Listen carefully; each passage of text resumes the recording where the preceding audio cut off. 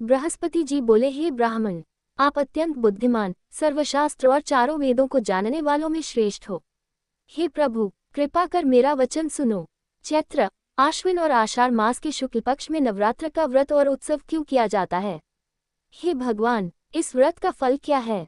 किस प्रकार करना उचित है? और पहले इस व्रत को किसने किया, सो विस्तार से कहो। बृहस्पति जी का ऐसा प्रश्न सुनकर ब्रह्मा जी कहने लगे कि हे बृहस्पति, प्राणियों का हित करने की इच्छा से तुमने बहुत ही अच्छा प्रश्न किया। जो मनुष्य मनोरथ पूर्ण करने वाली दुर्गा, महादेवी, सूर्य और नारायण का ध्यान करते हैं, वे मनुष्य धन्य हैं। ये नवरात्र व्रत संपूर्ण कामनाओं को पूर्ण करने वाला है। इसके करने से पुत्र चाहने वाले को पुत्र, धन चाहने वाले को धन, विद्या चाहने वाले को विद्या और सुख चाहने वाले को सुख मिल सकता है। इस व्रत को करने से रोगी मनुष्य का रोग दूर हो जाता है और कारागार हुआ मनुष्य बंधन से छूट जाता है। मनुष्य की तमाम आपत्तियां दूर हो जाती हैं और उसके घर में संपूर्ण संपत्तियां आकर उपस्थित हो जाती हैं। बंध्या और काकबंध्या को इस व्रत के करने से पुत्र उत्पन्न होता है। समस्त पापों को दूर करने वाले इस व्रत के करने से ऐसा कौन सा मनोबल है जो सिद्ध नहीं हो सकता? जो मनुष्य अलभ्य मनुष्य देह को पाकर भी नवरात्र का व्रत नहीं करता, वह माता पिता से हीन हो जाता है, अर्थात उसके माता पिता मर जाते हैं और अनेक दुखों को भोगता है। उसके शरीर में कुष्ठ हो जाता है और अन्न से हीन हो जाता है, उसकी संतानोत्पत्ति नहीं होती है। इस प्रकार वह मूर्ख अनेक दुख भोगता है। इस व्रत को न करने वाला निर्दयी मनुष्य धन और धान्य से रहित हो, भूख और प्यास के मारे पृथ्वी पर घूमता है और गूंगा हो जाता है। जो विधवा स्त्री भूल से इस व्रत को नहीं करती, वह पतिहीन होकर नाना प्रकार के दुखों को भोगती है। यदि व्रत करने वाला मनुष्य सारे दिन का उपवास न कर सके तो एक समय भोजन करे और उस दिन बांधवों सहित नवरात्र व्रत की कथा करे। हे बृहस्पति, जिसने पहले इस व्रत को किया है उसका पवित्र इतिहास मैं तुम्हें सुनाता हूँ। तुम सावधान होकर सुनो। इस प्रकार ब्रह्मा जी का वचन सुनकर बृहस्पति जी बोले, हे ब्राह्मण, मनुष्यों का कल्याण करने वाले इस व्रत के इतिहास को मेरे लिए कहो, मैं सावधान होकर सुन रहा हूँ। आपकी शरण में आए हुए मुझ पर कृपा करो। ब्रह्मा जी बोले, पीठत नाम के मनोहर नगर में एक अनाथ नाम का ब्राह्मण रहता था। वह भगवती दुर्गा का भक्त था। उसके संपूर्ण सद्गुणों से युक्त मनो ब्रह्मा की सबसे पहली रचना हो ऐसी यथार्थ नाम वाली सुमति नाम की एक अत्यंत सुंदर पुत्री उत्पन्न हुई। वह कन्या सुमति अपने घर के बालकपन में अपनी सहेलियों के साथ क्रीड़ा करती हुई इस प्रकार बढ़ने लगी जैसे शुक्ल पक्ष में चंद्रमा की कला बढ़ती है। उसका पिता प्रतिदिन दुर्गा की पूजा और होम करता था। उस समय वह भी नियम से वहां उपस्थित होती थी। एक दिन वह सुमति अपनी सखियों के साथ खेलने लग गई और भगवती के पूजन में उपस्थित नहीं हुई। उसके पिता को पुत्री की ऐसी असावधानी देखकर क्रोध आया और पुत्री से कहने लगा कि हे दुष्ट पुत्री, आज प्रभात से तुमने भगवती का पूजन नहीं किया, इस कारण मैं किसी कुष्ठी और दरिद्री मनुष्य के साथ तेरा विवाह करूंगा। इस प्रकार कुपित पिता के वचन सुनकर सुमति को बड़ा दुख हुआ और पिता से कहने लगी कि हे पिताजी, मैं आपकी कन्या हूँ, मैं आपकी सब तरह से अधीन हूँ। जैसी आपकी इच्छा हो वैसा ही करो। राजा कुष्ठी अथवा और किसी के साथ जैसी तुम्हारी इच्छा हो मेरा विवाह कर सकते हो, पर होगा वही जो मेरे भाग्य में लिखा है। मेरा तो इस पर पूर्ण विश्वास है। मनुष्य जाने कितने मनोरथों का चिंतन करता है, पर होता वही है जो भाग्य में विधाता ने लिखा है। जो जैसा करता है उसको फल भी उस कर्म के अनुसार मिलता है, क्योंकि कर्म करना मनुष्य के अधीन है, पर फल दैव के अधीन है। जैसे अग्नि में पड़े त्रिनाती अग्नि को अधिक प्रदीप्त कर देते हैं, उसी तरह अपनी कन्या के ऐसे निर्भयता से कहे हुए वचन सुनकर उस ब्राह्मण को अधिक क्रोध आया। तब उसने अपनी कन्या का एक कुष्ठी के साथ विवाह कर दिया और अत्यंत क्रोध होकर पुत्री से कहने लगा कि जाओ जाओ, जल्दी जाओ, अपने कर्म का फल भोगो। देखिए केवल भाग्य भरोसे पर रहकर तुम क्या करती हो। इस प्रकार से कहे हुए पिता के कटु वचनों को सुनकर सुमति मन में विचार करने लगी कि अहो, मेरा बड़ा दुर्भाग्य है जिससे मुझे ऐसा पति मिला। इस तरह अपने दुख का विचार करती हुई वह सुमति अपने पति के साथ वन चली गई और भयावने कुशयुक्त स्थान पर उन्होंने वह रात बड़े कष्ट से व्यतीत की। उस गरीब बालिका की ऐसी दशा देखकर भगवती पूर्व पुण्य के प्रभाव से प्रकट होकर सुमति से कहने लगी कि हे दीन ब्राह्मणी, मैं तुम पर प्रसन्न हूँ, तुम जो चाहो वरदान मांग सकती हो। मैं प्रसन्न होने पर मनवांछित फल देने वाली हूँ। इस प्रकार भगवती दुर्गा का वचन सुनकर ब्राह्मणी कहने लगी कि आप कौन हैं जो मुझ पर प्रसन्न हुई हैं, वह सब मेरे लिए कहो और अपनी कृपा दृष्टि से मुझ दीन दासी को कृतार्थ करो। ऐसा ब्राह्मणी का वचन सुनकर देवी कहने लगी कि मैं आदिशक्ति हूँ और मैं ही ब्रह्मविद्या और सरस्वती हूँ। मैं प्रसन्न होने पर प्राणियों का दुख दूर कर उनको सुख प्रदान करती हूँ।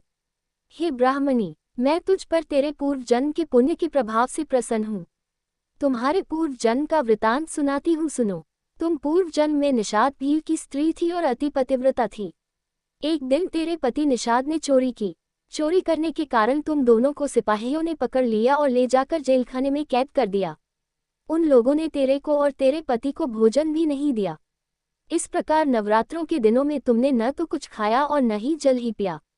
इसलिए 9 दिन तक नवरात्र का व्रत हो गया। हे ब्राह्मणी, उन दिनों में जो व्रत हुआ उस व्रत के प्रभाव से प्रसन्न होकर तुम्हें मनवांछित वस्तु दे रही हूँ। तुम्हारी जो इच्छा हो वह वरदान मांग लो।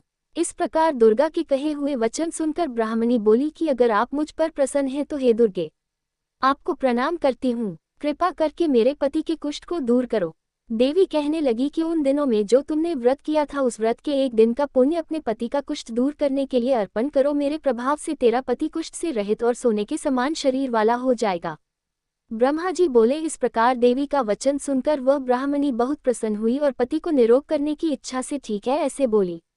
तब उसके पति का शरीर भगवती दुर्गा की कृपा से कुष्ठहीन होकर अति कांतियुक्त हो गया, जिसकी कांति के सामने चंद्रमा की कांति भी क्षीण हो जाती है। वह ब्राह्मणी पति की मनोहर देह को देखकर देवी को अति पराक्रम वाली समझकर स्तुति करने लगी कि हे दुर्गे, आप दुर्गत को दूर करने वाली, तीनों जगत की संताप हरने वाली, समस्त दुखों को दूर करने वाली, रोगी मनुष्य को निरोग करने वाली, प्रसन्न होने पर मनवांछित वस्तु को देने वाली और दुष्ट मनुष्य का नाश करने वाली हो। तुम ही सारे जगत की माता और पिता हो। हे अम्बे, मुझ अपराध रहित अबला की मेरे पिता ने कुष्ठी के साथ विवाह कर मुझे घर से निकाल दिया। उसकी निकाली हुई पृथ्वी पर घूमने लगी। आपने ही मेरा इस आपत्ति रूपी समुद्र से उद्धार किया है। हे देवी, आपको प्रणाम करती हूँ, मुझ दीन की रक्षा कीजिए। ब्रह्मा जी बोले। हे बृहस्पति, इसी प्रकार उस सुमति ने मन से देवी की बहुत स्तुति की। उससे हुई स्तुति सुनकर देवी को बहुत संतोष हुआ और ब्राह्मणी से कहने लगी कि हे ब्राह्मणी, उदाले नाम का अति बुद्धिमान, धनवान, कीर्तिवान और जितेंद्रिय पुत्र शीघ्र होगा। ऐसे कहकर वह देवी उस ब्राह्मणी से फिर कहने लगी कि हे ब्राह्मणी, और जो कुछ तेरी इच्छा हो वही मनवांछित वस्तु मांग सकती है। ऐसा भगवती दुर्गा का वचन सुनकर सुमति बोली कि हे भगवती दुर्गे, अगर आप मेरे ऊपर प्रसन्न हैं तो कृपा कर मुझे नवरात्रि व्रत विधि बतलाइए। हे दयावंती, जिस विधि से नवरात्र व्रत करने से आप प्रसन्न होती है उस विधि और उसके फल को मेरे लिए विस्तार से वर्णन कीजिए। इस प्रकार ब्राह्मणी के वचन सुनकर दुर्गा कहने लगी, हे ब्राह्मणी, मैं तुम्हारे लिए संपूर्ण पापों को दूर करने वाली नवरात्र व्रत विधि को बतलाती हूँ, जिसको सुनने से तमाम पापों से छूटकर मोक्ष की प्राप्ति होती है। आश्विन मास के शुक्ल पक्ष की प्रतिपदा से लेकर 9 दिन तक विधि पूर्वक व्रत करे। यदि दिन भर का व्रत न कर सके तो एक समय भोजन करे। पढ़े लिखे ब्राह्मणों से पूछकर कलश स्थापना करें और वाटिका बनाकर उसको प्रतिदिन जल से सींचे। महाकाली, महालक्ष्मी और महासरस्वती इनकी मूर्तियां बनाकर उनकी नित्य विधि सहित पूजा करें और पुष्पों से विधि पूर्वक आध्र्य दें। बिजौरा के फूल से आध्र्य देने से रूप की प्राप्ति होती है।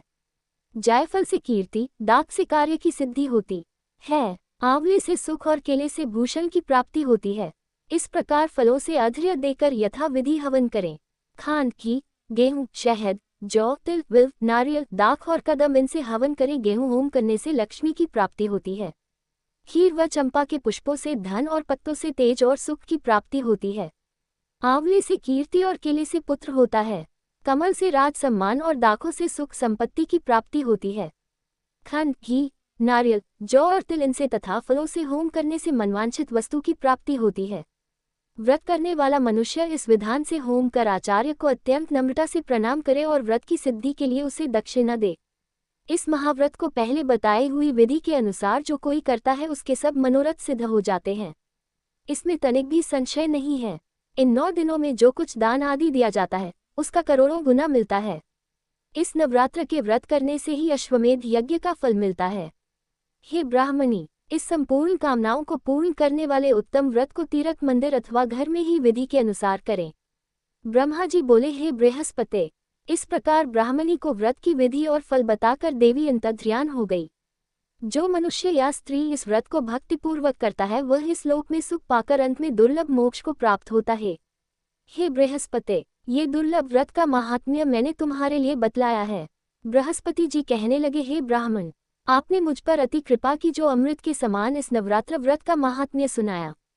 हे प्रभु, आपके बिना और कौन इस महात्म्य को सुना सकता है।